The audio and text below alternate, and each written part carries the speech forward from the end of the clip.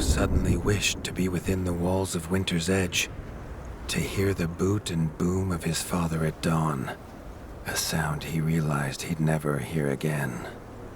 He needed to return to whatever was left and make his plan.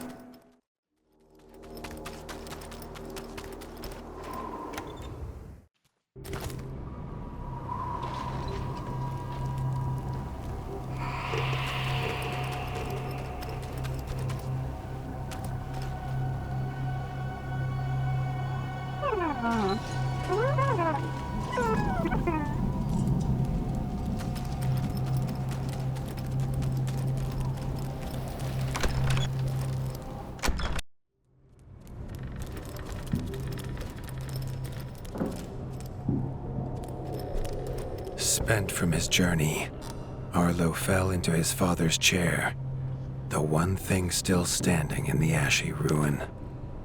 It was his chair now, along with the title of Warden of the Wastes. Arlo's shoulders slumped at the weight of it, but only for a moment. The dark wings had nearly scorched the ratdom to ash before, and now it was for him to stop them. He was going to rebuild Winter's Edge, a beacon of hope from which to drive back the shadow.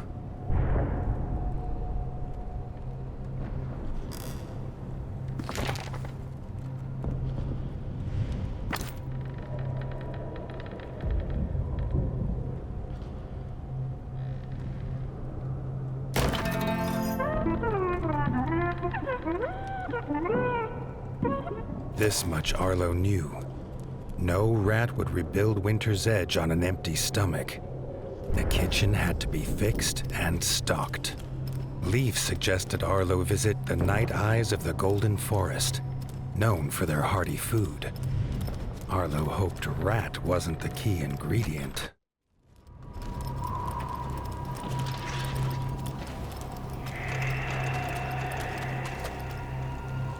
The smoke had attracted help in the unlikely form of a pirate. Captain Blacktail had seen many towns razed in his years, usually by his own paw, a fact he chose not to mention as he offered his services. The ship King Ratus's Revenge would take the young warden wherever he had need to go.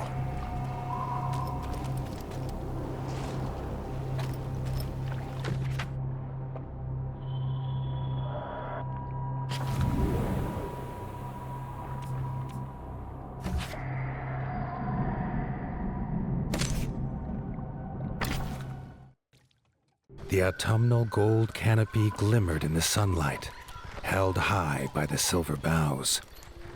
There was no denying the wonder of the Golden Forest.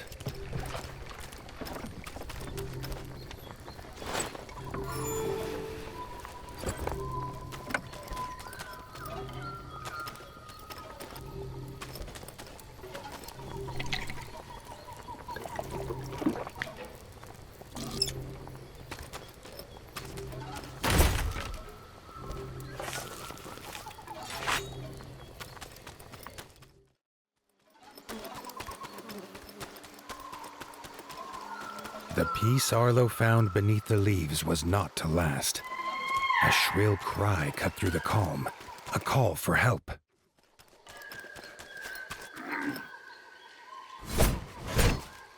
The hoots came from inside the bug farm, along with a stench of pond scum and villainy. A frog trap.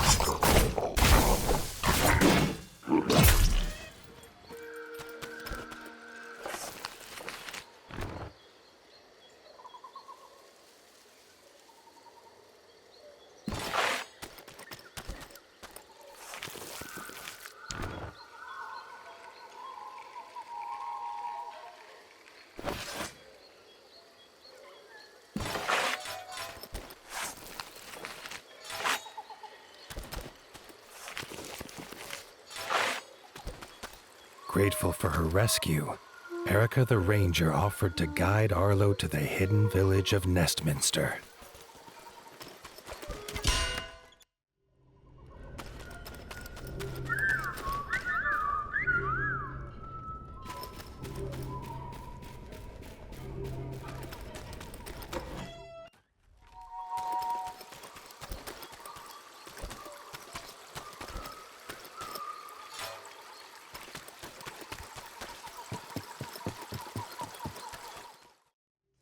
Nestminster's entrance was guarded. Under their helmet, the eyes of the guards seemed to glow. Was he prey walking into a hunter's camp?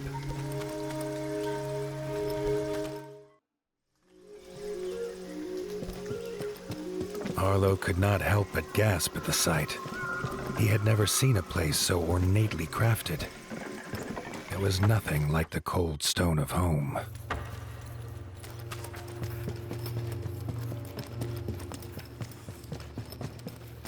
The Parliament was deep in session when Erica and Arlo entered. The Night-Eye elders listened, still as statues, to the pleading of a chef whose daughter Frey was missing.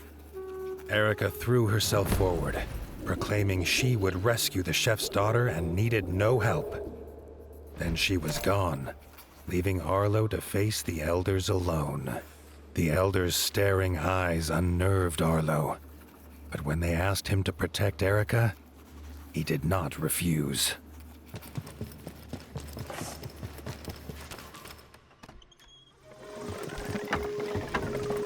Frey's father told them she wanted fish for a new soup recipe.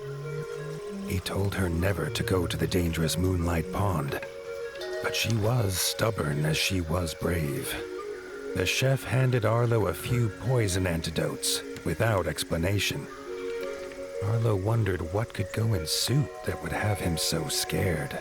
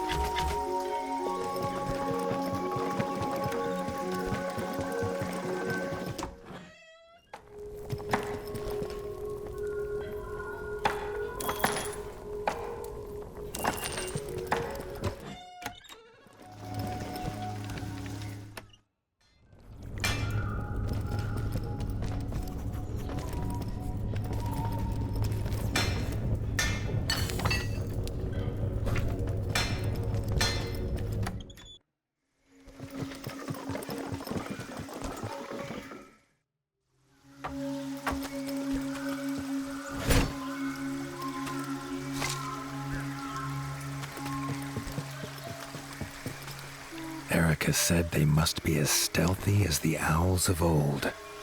She gave him a bow carved from the silver boughs, quiet as a whisper and deadly as a talon.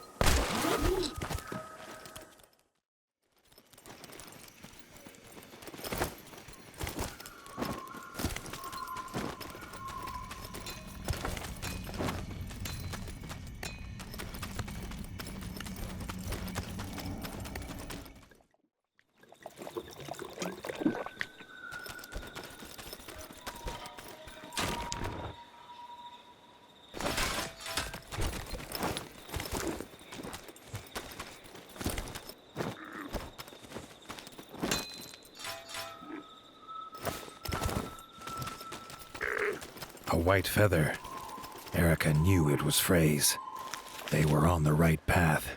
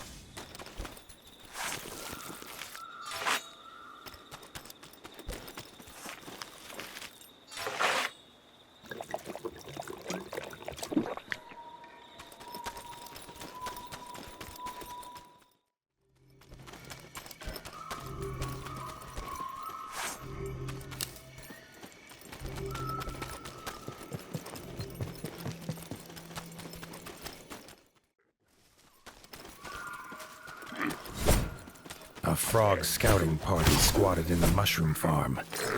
Arlo's arrows would make swift work of them.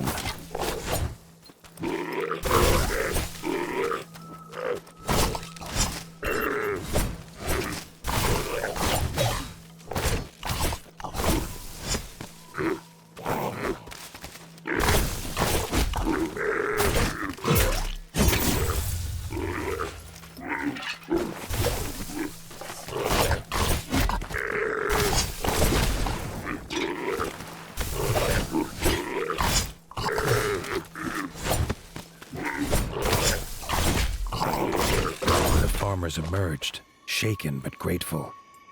Arlo had never met striped snouts before. Badger brothers Marco and Lorenzo's keen eyes had seen Frey go by, headed for the pond.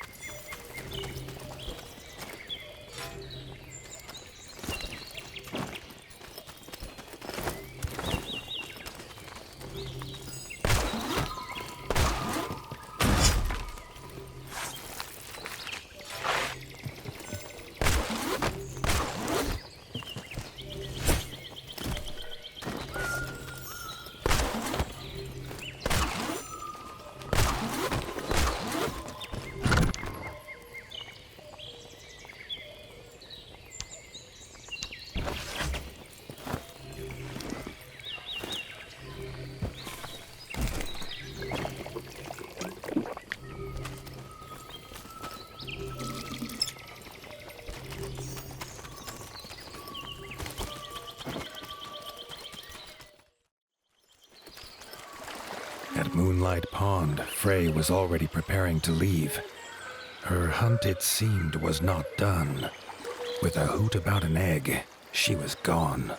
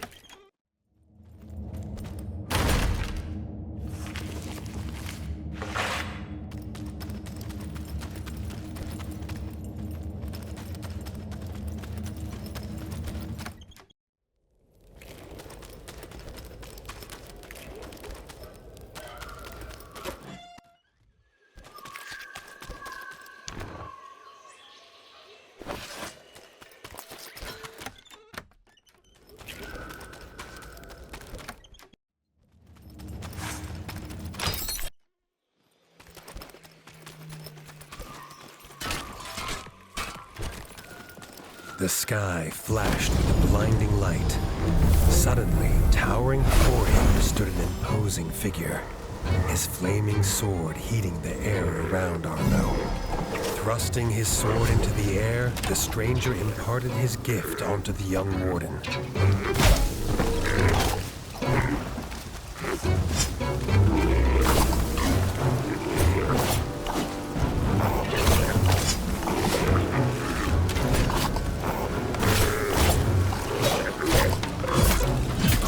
could feel the stranger's gift pulsing through his body, filling him with a burning desire to avenge his father and rid the North of the dark-winged scum.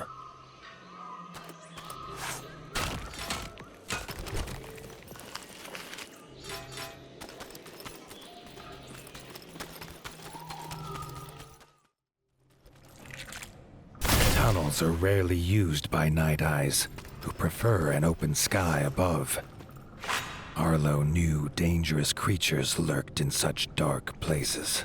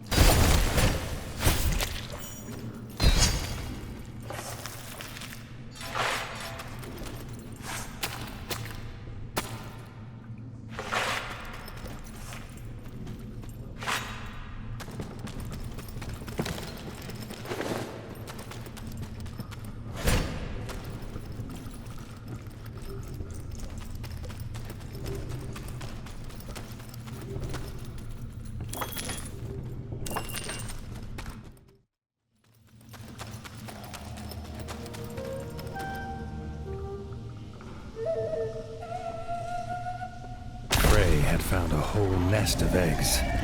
She was uninterested in who the owner might be, but the mother slither scale was very interested in her.